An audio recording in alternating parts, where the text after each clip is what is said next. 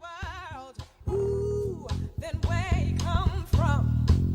Yes, it is not. Yeah, here's a chance to make it. Yeah, if we focus on our goals, you can dish it, you can take. Yeah, just remember that you've been told it's a different world. It's a different world. Hey, then where you come from? Ooh, then where you come from? Action. Good evening and welcome once again to We Rise Podcast. I'm T. Willard Fair, your host, and I'm back and I missed you guys from last week. Hope everybody has been fine. Had a little talk last week with the candidate who was running for municipal judge. As I told you at the very outset of this month, we're going to spend all of this month leading up to the big day, which is election day. And we know historically that everybody wants us to vote for them because everybody that's running says that they are the best body that's running. So I just thought it would be nice for us to talk to people who say that they are the nice people who are running. Last week we had a candidate for municipal judge who came by to see us and had a nice conversation with him. And this week we have his opponent. His name is Ariel Rodriguez. Mr. Rodriguez, welcome. Welcome. Good evening. How you doing? Good, good. I had you to come because last week I had your opponent. And because I'm a 501c3, I didn't want everybody to think that I was endorsing candidates. No. So I said, let me talk to everybody and give you an opportunity also to share with us as to why we should vote for you. Tell me about you first before we talk about why we should vote for you. So thank you for your time. Like you said, my name is Ariel Rodriguez. I'm running for Group 34 and Miami-Dade Circuit Court judge. So I'm a son of immigrants of Cuban parents who came here from Cuba in the late 60s. I'm born and raised in South Florida. I grew up in Hialeah, Florida, all my childhood. I went to Pace High School, where I graduated from there in 1990. And after that, I left to attend Cornell University for my undergraduate degree, and I attended Notre Dame Law School for my law degree. After law school, I worked for a federal judge as a law clerk for 2 years, where it was one of the best experiences, really one of the reasons why I decided to run for judge eventually. And after that, I decided to come back home. I mean, 305 is where I'm from. All my family, all my roots, and my culture is here. And I guess I got tired of the cold weather for about 10 years of my life and thought it was best for me to come back home. And this is where I'm from. I don't see myself living anywhere else in this country other than South Florida, Miami-Dade County. And I think I can make a great difference in our community. And that's my hope. Just to give you more of a background in terms of what I do, after I came back home, I worked for some law firms, some boutique law firms, where I specialize in commercial litigation and bankruptcy litigation. And so I would represent a plaintiff or a defendant, whether it's a bank or any corporation, in those type of lawsuits. And in 2006, I joined the Department of Justice, where I work there now, where our agency looks at all the bankruptcy cases that are filed in our district. So anybody who files for bankruptcy, whether it's corporate or individual, we will overlook the system and investigate fraud to see whether a person qualifies for bankruptcy or any other issues that comes up in bankruptcy. So that's been my experience for the last 15 years with the Department of Justice. And just to give a sense as to who I am, I mean, I'm married, have 4 children under the age of 15. My oldest, under the age of 15? I have 14, a 13, 11, and 9. 3 boys, and the last one a girl. Okay. My oldest attends Coral Gables Senior High School. He'll be a sophomore coming up. So I'm quite busy, as you can tell, with my job, my campaign, and my children. But they're great. I mean, they're all healthy and doing fantastic. And I mean, just to give a sense as to my community service, I'm a football official. I serve the high school and youth leagues in Miami-Dade County. I've been doing that for about almost 15 years, I think, give or take. And I also, before I decided to run for judge, I was a guardian ad litem for a couple of years, where we were part of the Judicial Dependency Court. So if a child is taken to custody or taken to a different relative where DCF is involved, I served as a guardian ad litem for a couple cases before I decided to run, because I had to resign because of the type of position I'm running for. So that kind of gives you a little sense as to who I am in terms of why I'm doing this. One of the reasons why I decided to run, like I said before, I clerked for Stephen S. Mitchell. He's a judge up in Alexandria, Virginia. He retired about 10 years ago, and he's always been my mentor, my cheerleader. He's the best judge I've ever seen in my life. I've been doing this for 24 years as an attorney, and he's a man of great faith, a man of compassion, a man of intellect, a man of empathy. And if I could be 1% of what he was, I know I could do a fantastic job in our community. Help me understand. I'm an 82-year-old colored man. The first time I was in the back seat of a police car was when I was 80 years of age. They picked me up at the airport because I was the guest speaker at their luncheon. What does a municipal judge do? Well, I'm running for circuit court judge. I'm Yeah, so that's fine. So for the county, there's two types of trial court judges. There's a county court and there's circuit court. County court is often referred to as the people's court, where they do small claims court. There's smaller issues like landlord-tenant, some restraining orders, and misdemeanors from criminal court. Again, I mean small, not in the sense that it's not important. It's just smaller in value and smaller in terms of sentencing and other issues. I'm running for circuit court, where in criminal court, for example, we deal with the felonies, all the murders, aggravated assault, and things like that, and also deal with divorces in family court, and also with child dependency, like I was talking about before at DCF. If a child has to be taken away from the family and taken somewhere else, the circuit court judges deal with that. And also for civil court, they deal with any matters above, I think, $50,000 or above. So if you're suing someone and you're declaring damages of $50,000 or above, you'll go to circuit court. So they do similar things in a sense, but it's just different subject matters depending on the court. And that's what I'm running for, circuit court right now. Circuit court judge, you came here, you're the son of immigrant parents, you got a law degree from Notre Dame. Mm-hmm. Only in America can that happen. I mean, yes. I mean, look, my parents never graduated from high school. Yeah. My dad came here when he was 15 years old, when he had to leave Cuba, and my mom also came here, I think, even younger. And my dad was a truck driver for Entenmann's Bakery.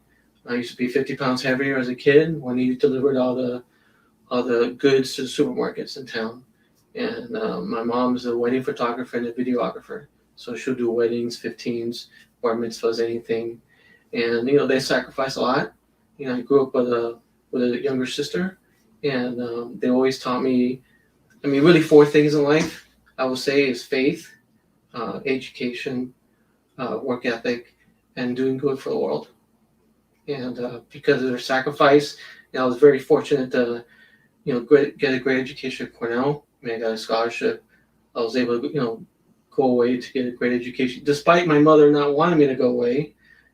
Being a typical Cuban mother, they want you to stay home, and but it was an opportunity that came up for me that I just couldn't ignore, and I decided to do that, to go away. It actually made me appreciate Miami-Dade County more, being away. As a young kid, you always think about what's out there, the greener pastures, and there is a whole different world out there outside of Miami-Dade County.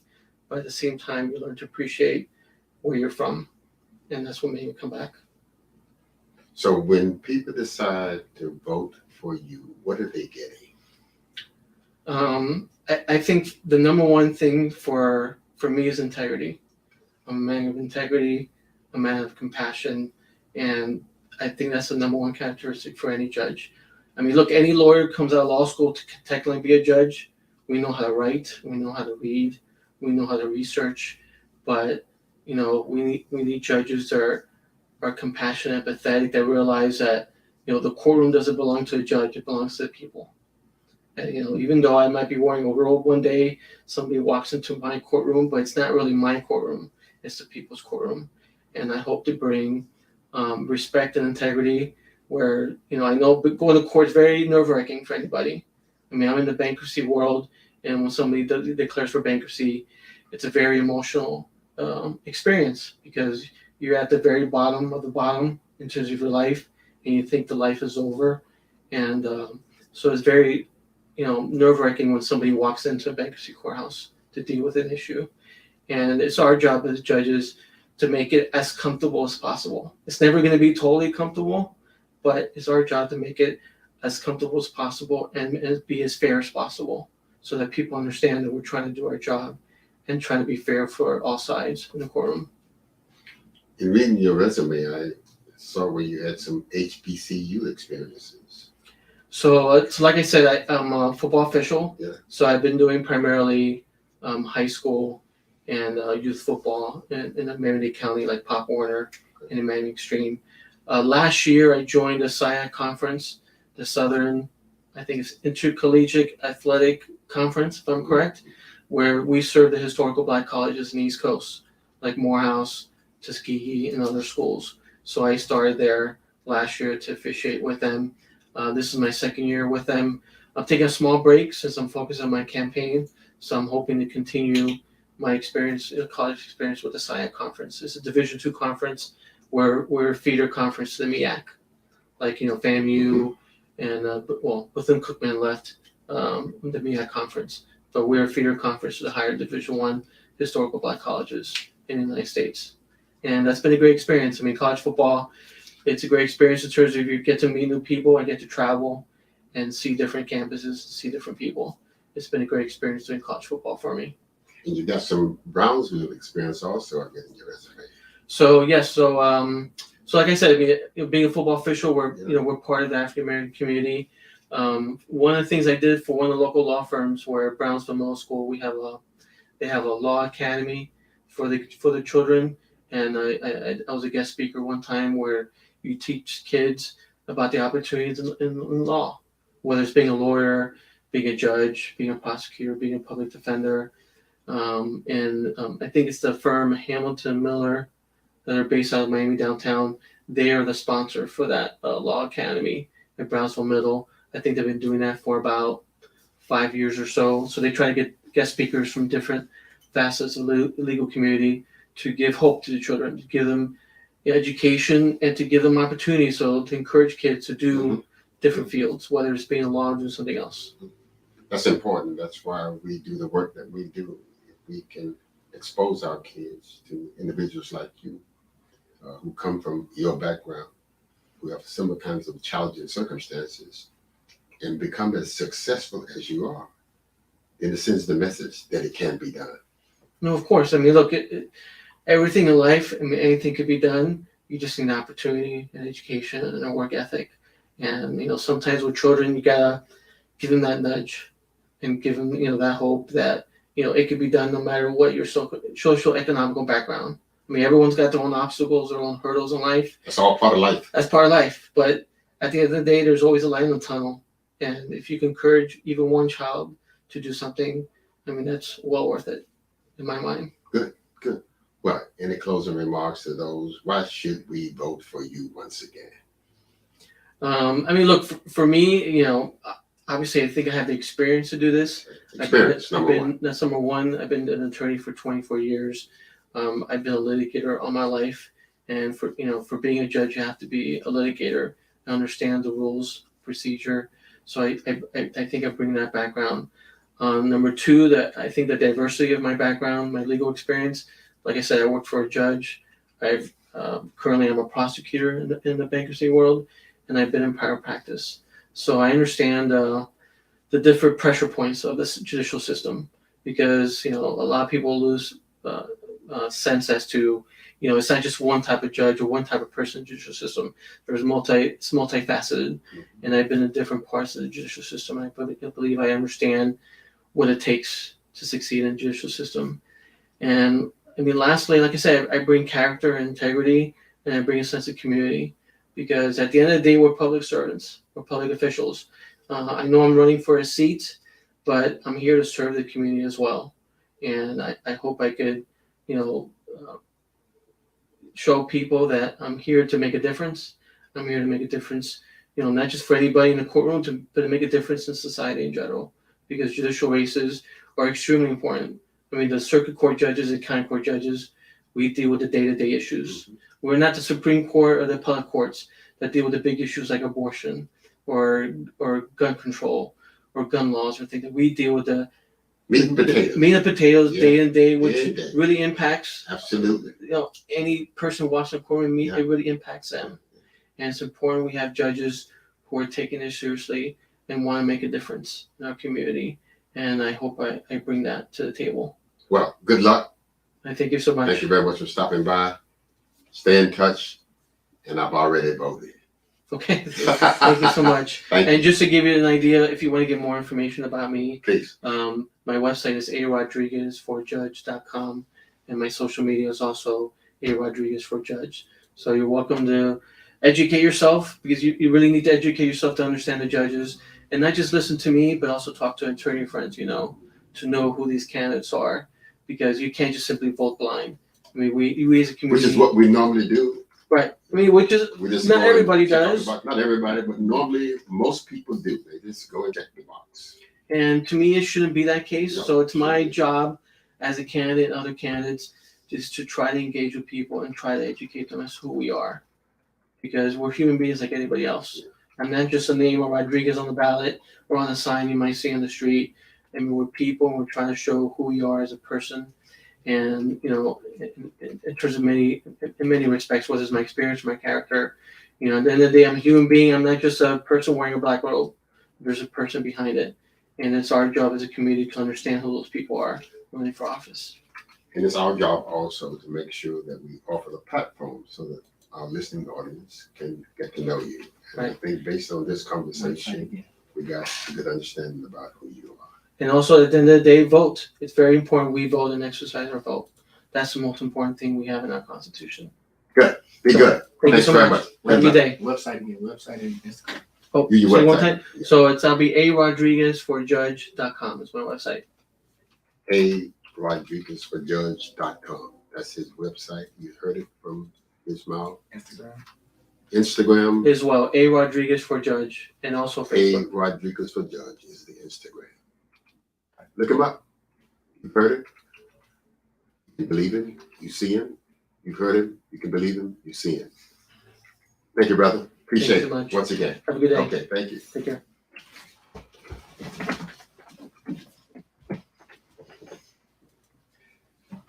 Well, we're going to continue to talk about politics next week, and we're going to share with you some great experiences that we had last week as we participated in a Republican summit meeting for a couple of days.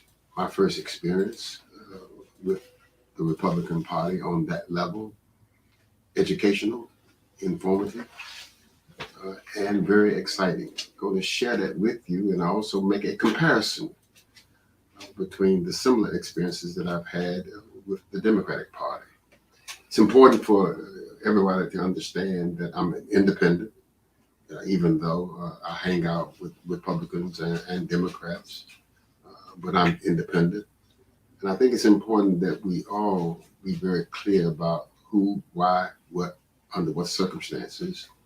And that's why we want to continue to have this conversation about the politics of the future. A lot is going to happen between now and the 23rd of this month. A lot of candidates are going to be coming to us asking for our vote. They're going to make promises to us about what they are going to do about the circumstances that they think we are concerned about. They're going to send others that we trust to reinforce the promises that they are going to make. They're going to say all the things that they think we want to hear. They're going to seduce us into believing that they are the best candidate in the world that has ever come along. And therefore, if we vote for them, the world is going to change for the betterment of us as we continue to survive in this world. We're going to react to those kinds of campaigns. We're going to be talking about what's going to happen in the next 2 to 3 weeks from our own community. Watch me. Watch me. You're going to see all kinds of advertisements in our community. You're going to see all kinds of personalities in our community sponsoring uh, certain individuals and certain issues, making us believe, if we want to believe, that whatever they say is right is going to be the right thing for us in the future. I'm going to be telling you the honest, unadulterated truth about these issues and about the candidates. If there is a candidate who, in my judgment, does not deserve our vote, I am going to tell you that that candidate does not deserve our vote. And I'm not going to just base it on personality, whether I like him or don't like him. And I'm certainly not going to base it on party affiliation. I'm going to base it on my analysis of the background of this person. Has he or she been committed to us before he or she decided to run for public office? Are they attempting to simply manipulate us in their own self-interest? Are the things that they are promising to do they can really do? Or they're simply trying to make sure that they make a promise that puts us to sleep and makes us believe that they can do the impossible? I'm going to be very, very honest and very, very open as to my own personal assessment of those persons who are coming before us. And I'm also going to be making comments about the issues, not off the cuff, not emotionally, but doing the analysis that is necessary for me to make a conclusion that has valid basis for me having to arrive at that conclusion. I think it's important that we have this voice. I'm going to be using the format that I used back in the old days when I was writing an article every week for the Miami Times entitled "Someone Needs to Speak Out." Come this election, so much is at stake. Somebody needs to speak out. We should not allow those who do not have our interests but their own self-interest at heart to seduce us into believing that they are for us. So stay tuned. Stay tuned. Buckle up and tell your friends that we're going to be literally on the campaign trail, campaigning not for candidates, campaigning not for or against issues, but simply campaigning to educate our community about the process that they're going to be, quote unquote, asked to participate in. I am going to make sure that you know what I know about the candidates and the issues. And I trust that you will tune in and listen and be part of a discussion. This coming Saturday at Charles Hadley Park, we are getting ready to put on an unbelievable back to school health and safety fair for the children and their families as we prepare to go back to school. From 10 to approximately 2 o'clock at Hadley Park. Please come by and participate with us. There will be things for everybody, simply things for everybody. There will be an opportunity for us to make sure that you have all the information that you need that's important as you prepare to go back to school. There will be opportunities for us to share with you all the information about things that are going to be occurring as you go back to school. And we're going to do some very exciting things as it relates to things for you to take away with you. We're going to release this document to the public. It is the state of health of the children in Liberty City. It is entitled Liberty City's Children's Health Assessment, created for us by the Jesse Trice Health System. It tells you exactly the health status of our kids. You cannot Be attentive. You cannot be productive if you come to school unhealthy. We need to know the health status of our children because that will determine how we teach and how they learn as they begin to partake of the process of the completion of the academic year 22-23. So we're going to pass out this document.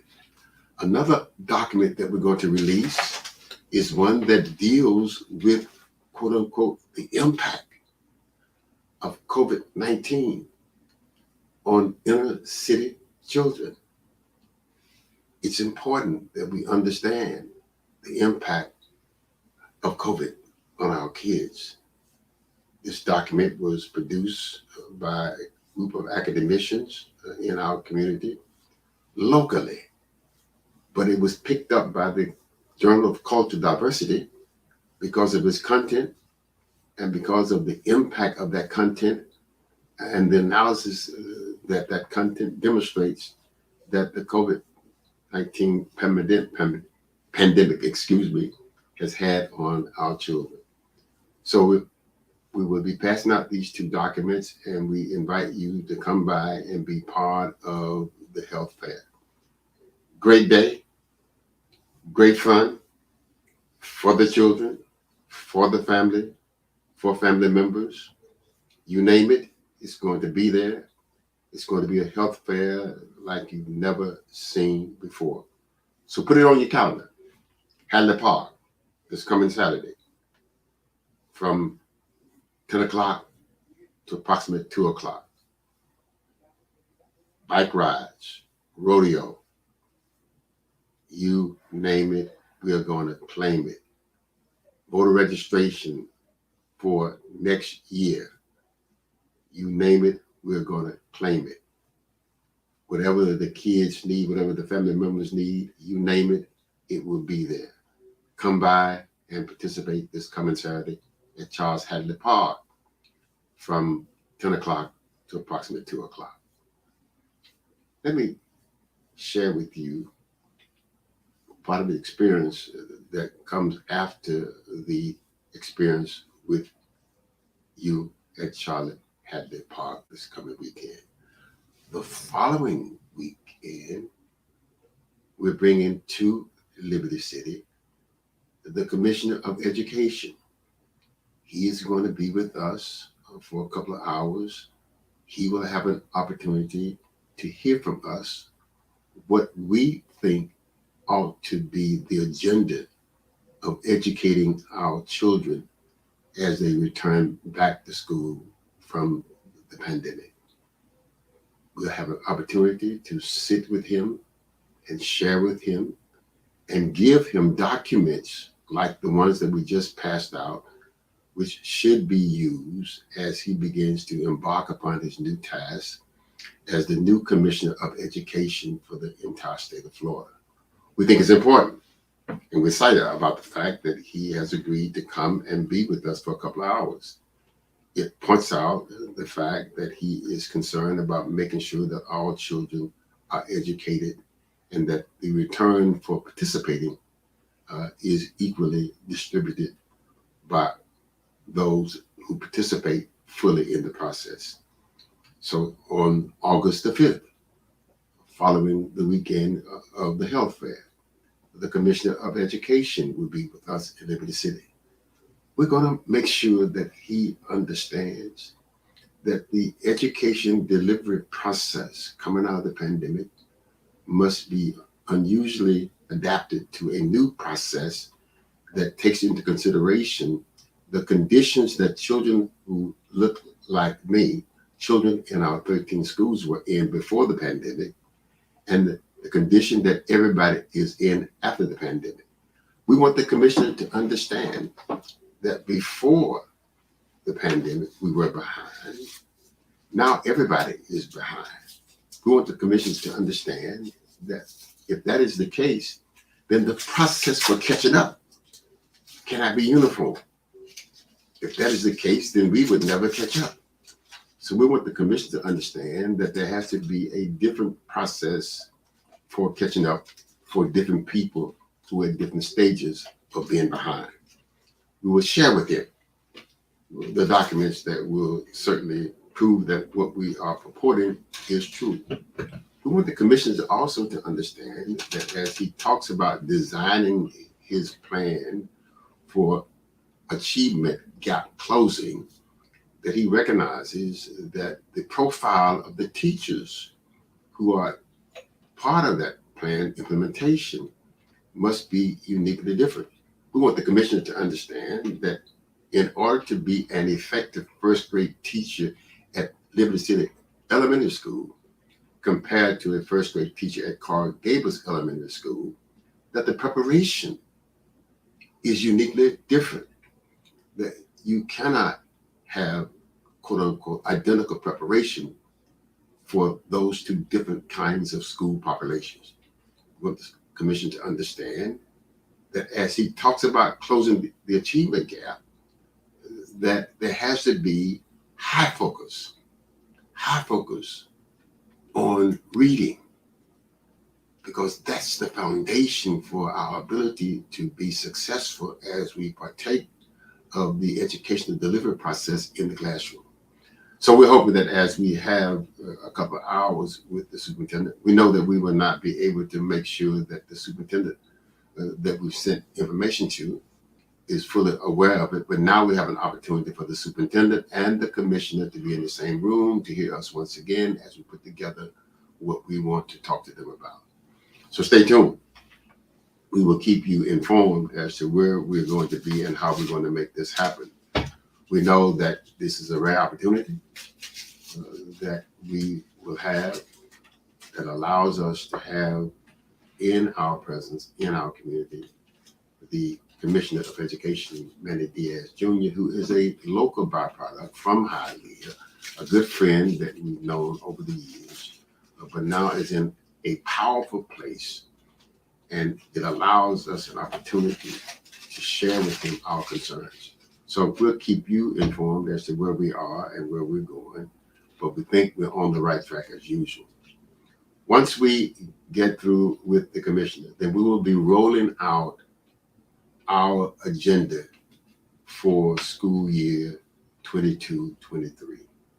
We have a complete package of items that we think, if comprehensively adopted by all parties involved, that the educational outcomes for the next 2 to 3 years will be of such a nature that we can close the quote unquote achievement gap. You may recall a couple of weeks ago, we were excited about the fact that Miami-Dade County, the fourth largest school district in the world, is an A district. I took exception to that. I was not excited about that. People got upset because I was not excited about that. And they said, there he goes again. Well, it's not an A district when a third of the children in the school that's rated an A cannot be reading on grade level. It's not an A district when in my community there are no A schools. Now, when I made that statement, folks said, well, there are A schools. There are A schools. Ponciana Park is an A school. Earlington Heights is an A school.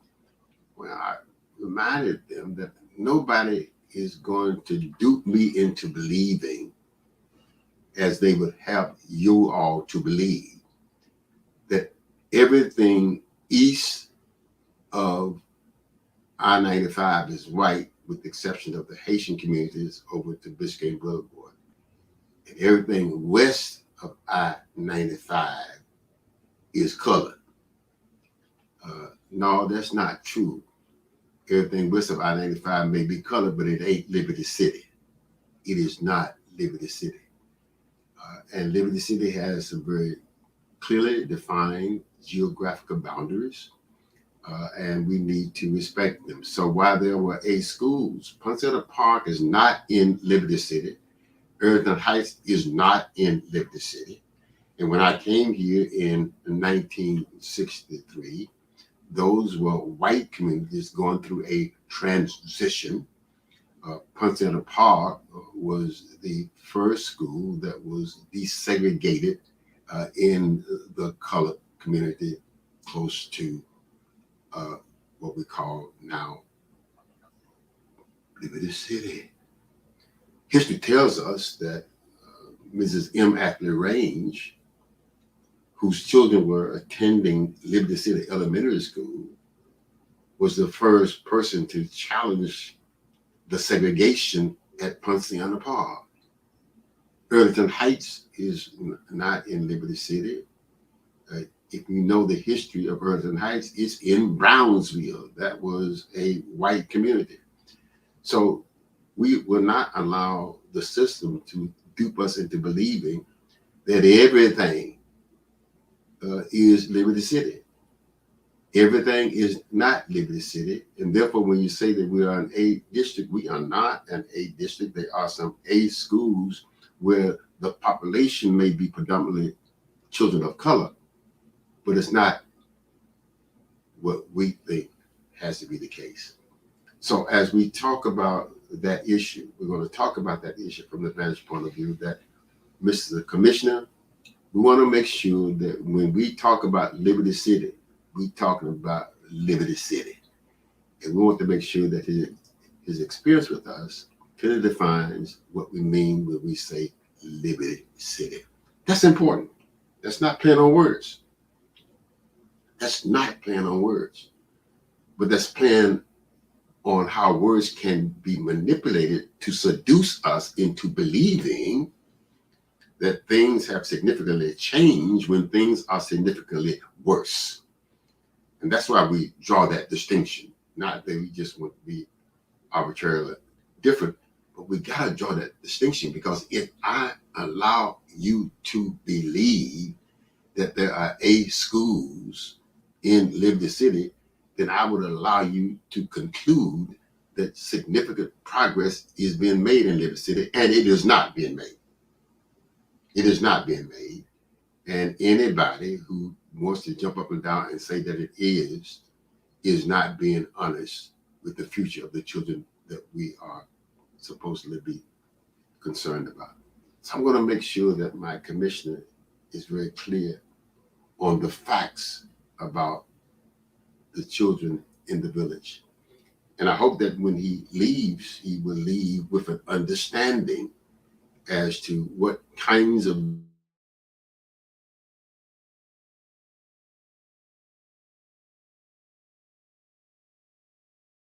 decisions are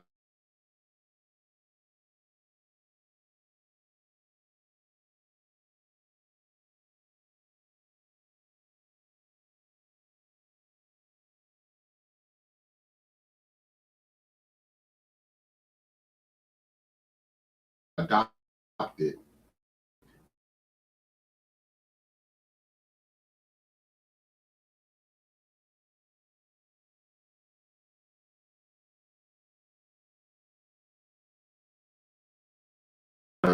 full agenda for school year 2022-23. We think that we're going to be raising the right kinds of issues with the right kinds of policymakers. We think that we have developed the relationships that are necessary in order to be heard. And we know that if things go the way that they should go and the way we're going to demand that they go, then the things that we are concerned about will get better. We're only concerned about making sure that at the end of the day, the children in our village grow up to be happy, healthy, and successful. We know that that is based on whether or not those of us who are the adults to whom they belong to, those of us who are the adults to whom interact with them, are aggressive, are demanding that things be done in their best interest, that we're not compromising with anybody about their future, and that we're prepared to do whatever we have to do in order to make sure that we get the kinds of returns that we want in order for their future to be one that is great. Isn't it great that the person who just left here is now running to be a judge? Did you hear what he said? That his parents came from Cuba? That his parents were not educated? That he grew up here, poor like many of my children in the village? Did you see that in spite of that, he is now running to be a judge in our community? I am saddened because I've seen too many young people who were born here under similar circumstances who were not able to achieve, who were told that they could not achieve because of the color of their skin, who were told that they could not achieve because of where they lived, who were told that it was impossible for anything to get better simply because of the fact that there was something called racism. But I can remember when his parents got here, I was just getting here. And I can remember white people saying that we speak English, we don't speak any other language. And I can remember the white people who lived in Hialeah began to leave Hialeah and go elsewhere. And I can remember downtown Miami, when the Greater Miami Chamber of Commerce was an all-white institution. And I can remember on Brickell Avenue, when every law firm on Brickell Avenue, with the exception of Greenbrook, Charlotte, and Quintel, were white Anglo-Saxon Protestant. Greenberg, Bob Charlotte was the lead lawyer in that firm. That was the first law firm on Brickell Avenue that was a Jewish law firm connection. But my, how things have changed. My, how things have changed.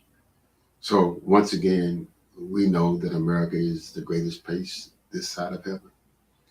And we know that through our We-Rise Village, that we will do whatever we have to do to make sure that the children in the village can have the same kind of experience that Mr. Rodriguez has had in America.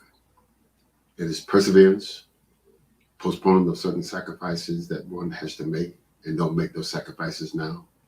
Postponing the certain indulgences that one wants to take and don't give into those indulgences now. Simply making sure that in America, you can do whatever you want to do whenever you want to do it. All you got to do is work hard, be patient, postpone certain indulgences, and simply vote selfishly for your future, not to sustain theirs. Thank you very much for being with us, and I hope to see you this time next week. In the meantime, don't forget this coming Saturday, the Health and Safety Fair at Hadley Park from 10 to approximately 2 o'clock. Looking forward to seeing you. Spread the word. See you later.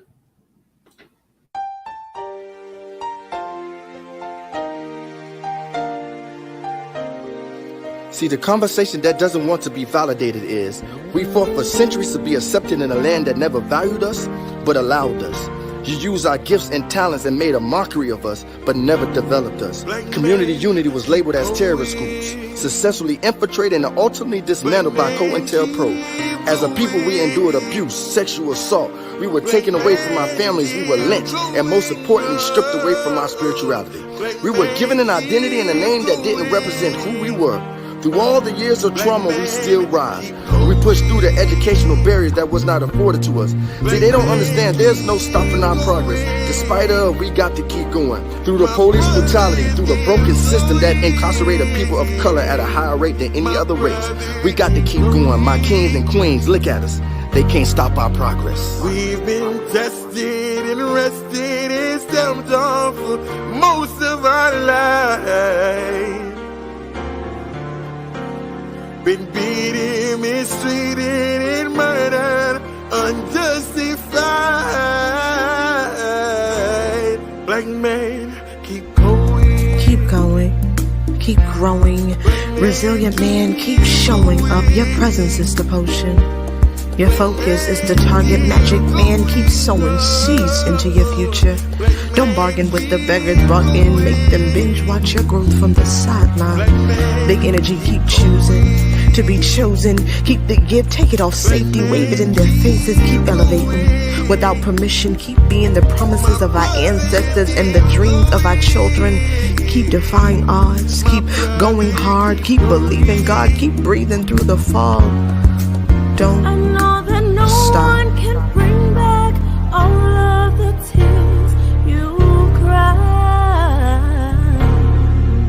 Just know that you got the power to take back what's deep inside.